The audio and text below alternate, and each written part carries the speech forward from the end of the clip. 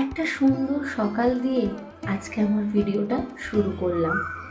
একটা সুন্দর আকাশ, উফ, তার সাথে কোকিলের ডাক। কেমন লাগছে শুনতে?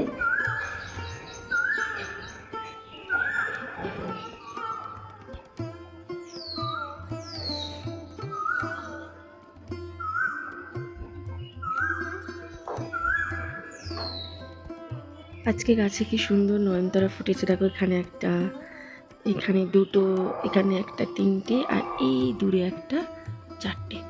আজকে গাছে চারটে নয়নতারা ফুটেছে। আমার নীলকণ্ঠও কিন্তু অনেকগুলো ফুটেছে।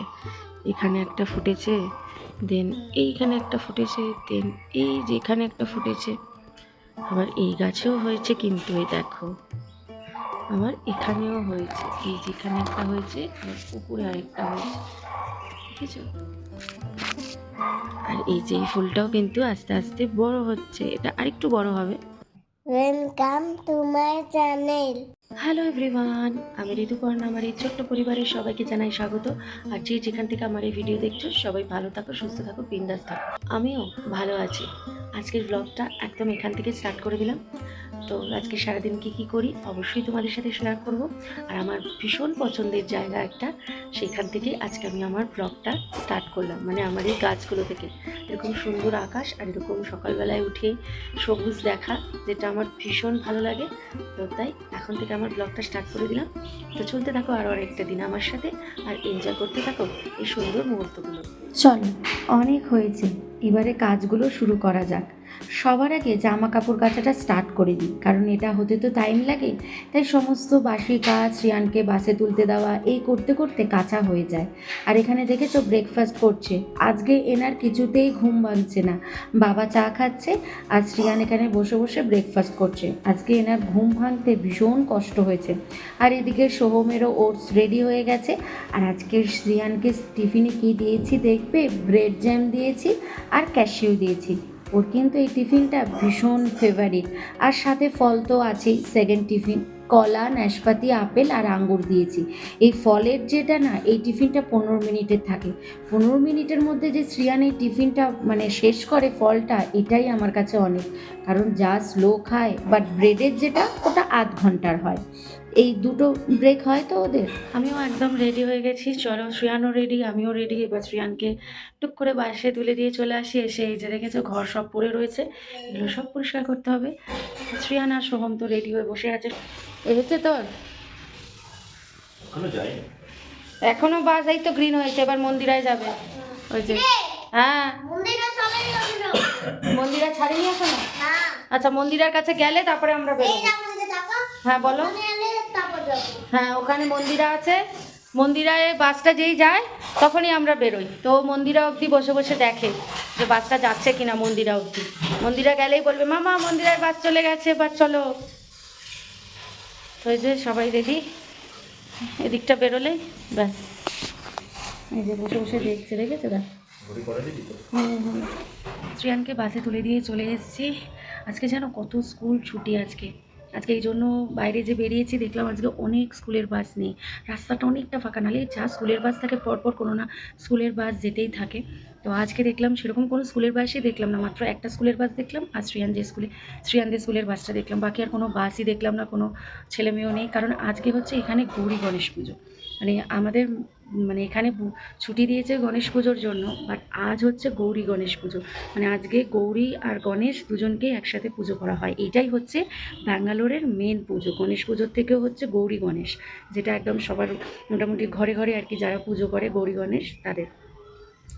তো কিন্তু আজকে শ্রিয়ানদের ছুটি দিল না, কালকে একদিন ছুটি আছে, নাহলে সব দুদিন করে ছুটি। আজকে গৌরী গণেশের জন্য ছুটি, আগামীকাল হচ্ছে গণেশ পুজোর জন্য ছুটি। সবাইকে গণেশ পুজোর অনেক অনেক শুভেচ্ছা আর ভালোবাসা। সবাই গণেশ পুজো খুব সুন্দর করে কাটাও। এখানে সব গণেশ ঠাকুর যে বিক্রি হচ্ছে না, গণেশ ঠাকুরের সাথে সাথে এরকম ছোট্ট ছোট্ট গৌরী মূর্তিও বিক্রি হচ্ছে। মানে একসাথে যখন কিনছে সবাই গৌরী গণেশ একসাথেই কেনে, একদম ছোট্ট ছোট্ট, জাস্ট মুখটা, শুধু মুখটা আর কিচ্ছু না, মূর্তিটা এরকম। আর আমরা হচ্ছে, আমি ঘরে ছোট করে আমার গণেশ ঠাকুর আছে, আমি একটু অল্প ফুল মিষ্টি দিয়ে গণেশ ঠাকুরকে পুজো দিই। সেরকম বড় কিছু করি না, অল্প কিছু দিয়েই দিই।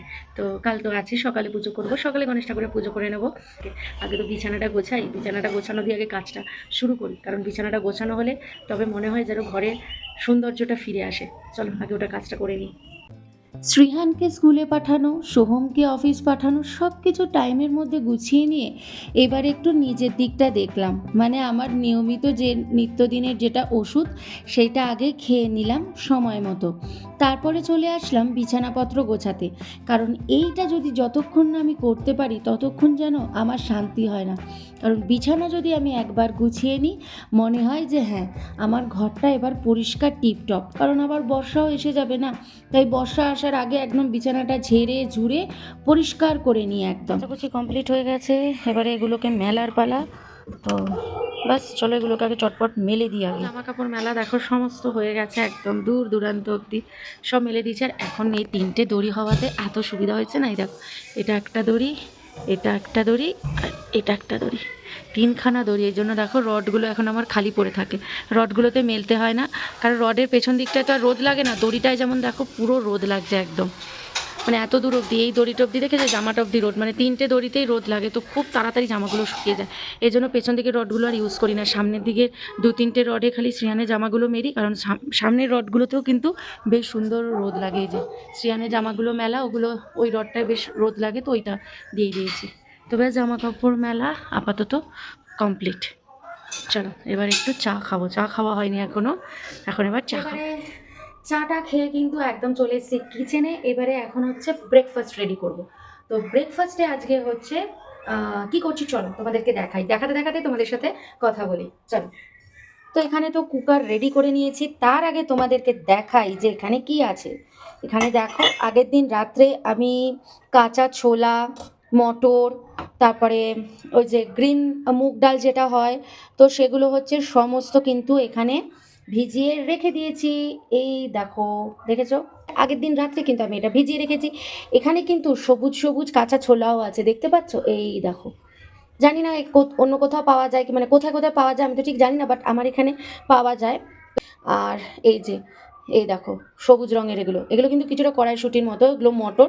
আর এই যে সবুজ সবুজ ছোলা, দেখেছো তো? এগুলো তো ব্রাউন কালারের হয়, আর এগুলো দেখো গ্রিন কালারের। তো এগুলো সমস্ত আগের দিন ভিজিয়ে রেখে দিয়েছি। এইবারে হচ্ছে এটাকে একটু ভালো করে জল দিয়ে ধুয়ে তারপর এটাকে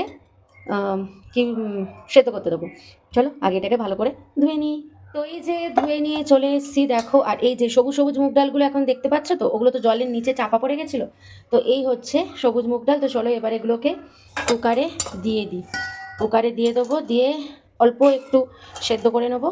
আজ যেহেতু আমাদের নিরামিষ, তাই এটাকে আজকে নর্মাল একটু বিট নুন, একটু লেবুর রস দিয়ে, আর দেবো হচ্ছে শসা, ব্যাস এই দিয়ে এটাকে মেখে খাবো। উফ, দারুণ লাগে না?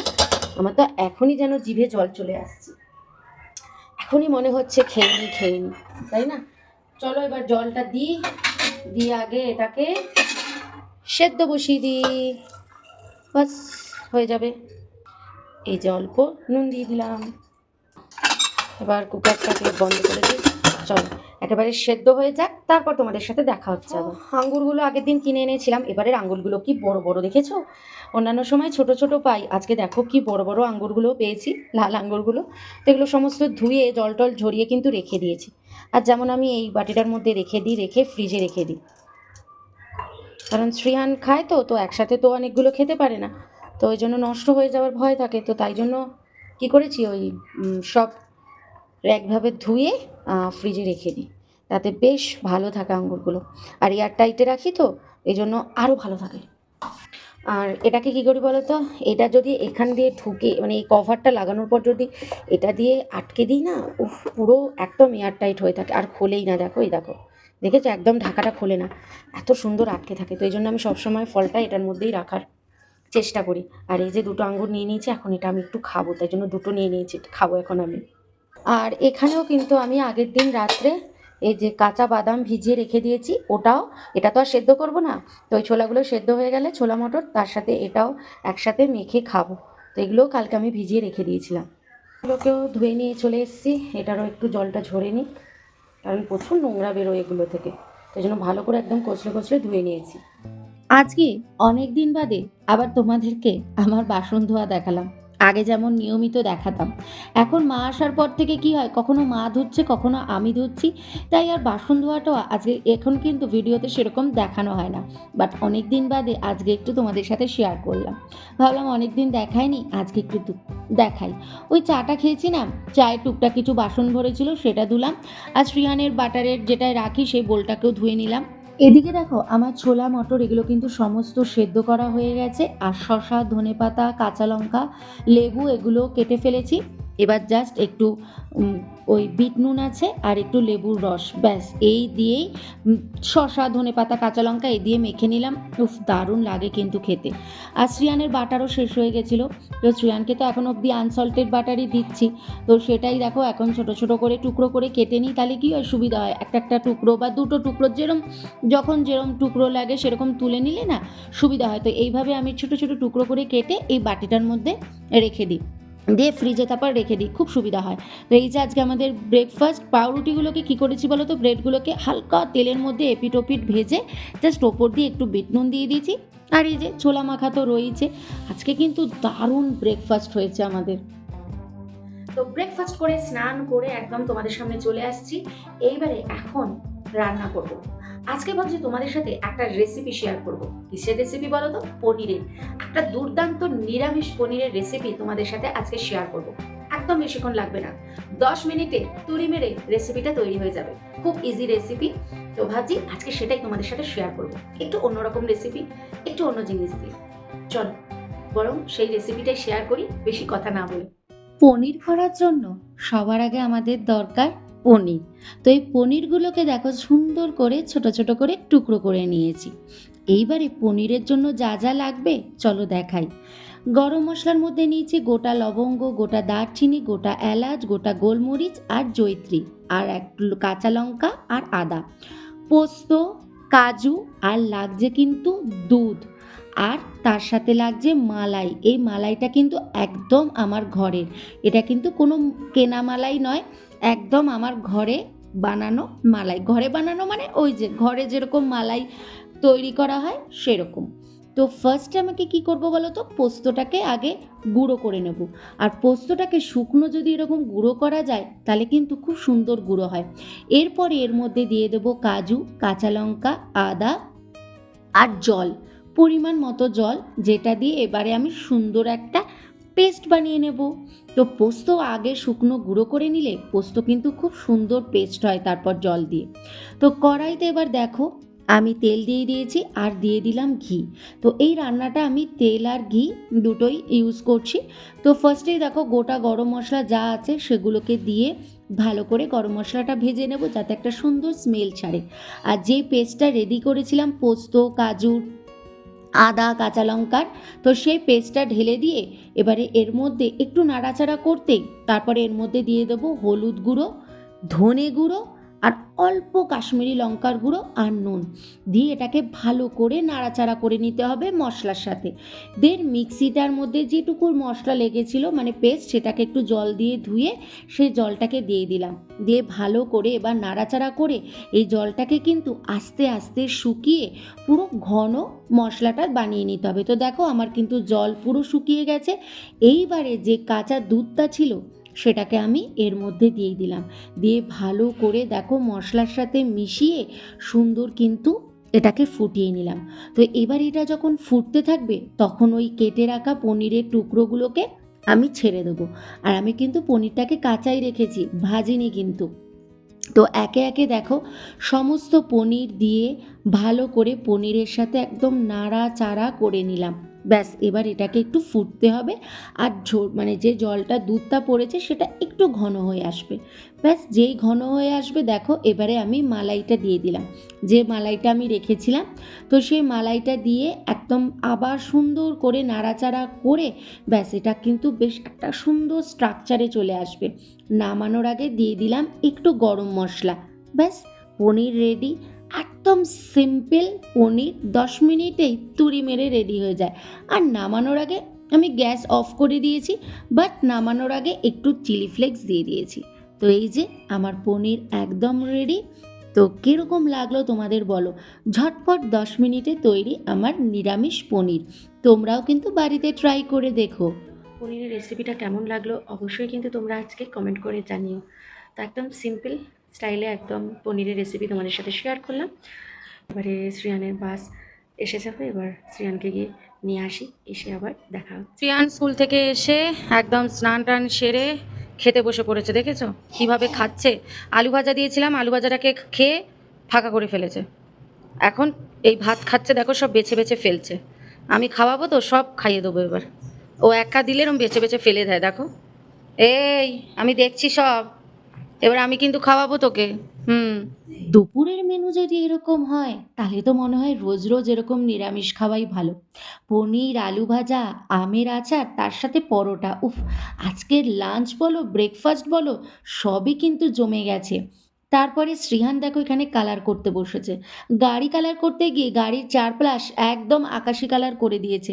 বলছে নাকি যে সব নাকি মেঘ ওগুলো, তাই জন্য উনি পুরো আকাশ নাকি করে দিয়েছে। তারপরে মা একটু মাথায় তেল মেখে দিল, কারণ মা যতদিন আছে ততদিন তো একটু আরামটা নিয়ে নিই। তো মা একটু তেলের মালিশ করে দিল রাত্রিবেলায়। তো চলো ভিডিওটা এখানেই এন্ড করে দিলাম। আবার তোমাদের সাথে দেখা হচ্ছে নেক্সট ডে আরেকটা সুন্দর ব্লগের সাথে। ততক্ষণের জন্য বাই। সবাই ভালো থাকো, সুস্থ থাকো, বিন্দাস থাকো, আর সবাইকে ভালো রাখো। চলো by. Thank you. Please subscribe.